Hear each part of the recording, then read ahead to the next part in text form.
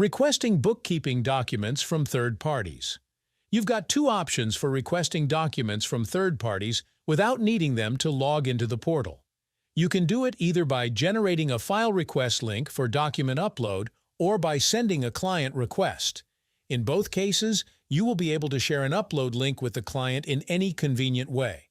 Let's explore both options. To request documents via the generation of a file request link, you will need to go to your client's folders.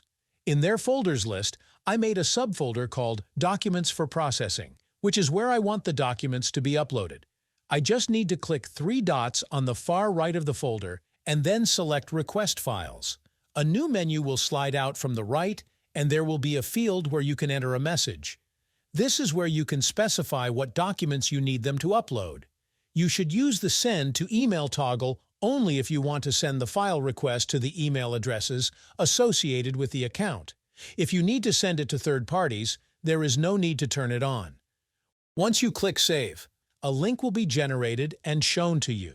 You can send this link to different people related to your business clients who don't have access to the client portal. This page that you're seeing right now is what the client or third party sees once they open the link you sent them. They can either drag and drop files or choose them via this button. Everything that they send through the link will be uploaded in the Documents for Processing folder in my case. The other option you have here is to send a client request. The process is similar.